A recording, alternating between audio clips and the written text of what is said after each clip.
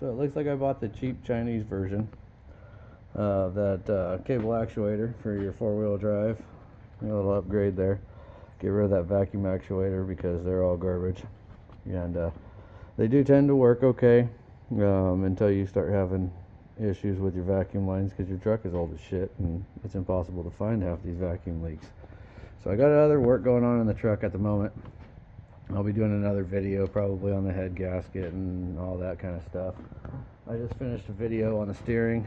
Anyways, I'm going to throw those instructions on the ground because those are garbage. Can't even read them. But I'm going to go through and show you what I did.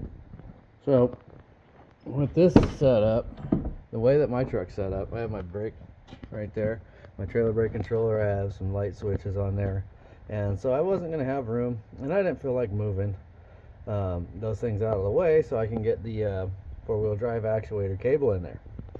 What I did was I found some room down here, and it does set up quite a bit. It's kind of annoying. It's ugly as shit. They all look kind of ugly anyways, on the dash, or you know, if they're not. But anyways, I put it right there. It's a nice convenient location to go ahead and throw it into four-wheel drive and then lock the front end together. But that's what I ended up going with after, you know, probably about an hour of thought trying to figure out where to put it. So we did that, got that hole punched out. Let me hop down on the creeper real quick and I'll show you what we did underneath the truck.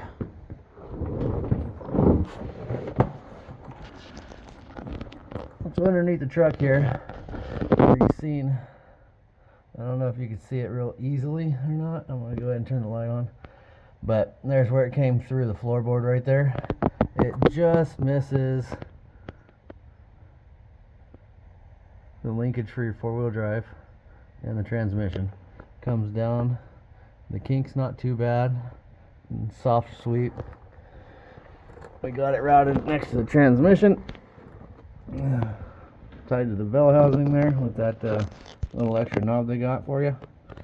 And then the wire goes, and it does not set on the front end, but it's pretty goddamn close, so it's going to rub a little bit here and there. That I'm not too worried about. That cable's really thick. Anyways, here we go. Here's what the final installation looks like. This thing's kind of a pain in the butt to put together, so it's going to be really hard to try to make a video under here, especially with the light that I have and kind of my setup, because I don't have my car lifts up yet. But once those get up, it'll be a lot easier to, you know, start doing some videos and showing you guys. But these are real easy. It doesn't matter where these go.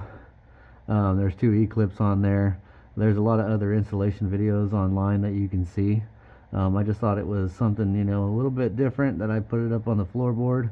And, you know, that might help out a lot of guys like me with trailer brakes and what forth and what else on there. So, anyhow, vent line, 4 bolts, your old one pops out. You gotta take those Z-clips off. Adjust this. So you're going to be going up and down in the truck and out of the truck a bunch of times to try to get this adjustment right, because this can't be on all the way. So what I did was I put 2 bolts in on diagonally. Didn't throw the gasket in or anything. Put 2 bolts in diagonally. Checked it. When it was off, I had to come back down here and spin this around a couple of times on this cable to adjust it in and out. And finally got it right to where now it's engaged in 4-wheel drive, and the 4-wheel drive light works, and when it's disengaged, the 4-wheel drive light shuts off. So anyhow, takes a little bit of playing with. The cheap Chinese version that I got, I had to go ahead and re-thread all of my threads. Every thread that was in here was just absolute garbage. The holes weren't even lined up correctly, and so it was, you know, kind of more of a pain in the butt than if I would have just bought the nicer kit. So I don't know if there is a nicer kit. Pretty sure there is, but I definitely got the cheap China Amazon version. I do not recommend buying that. Maybe if you're getting ready to do this, look for, you know, actual posi lock product or something like that. But anyhow, thanks for watching. Hope this helps.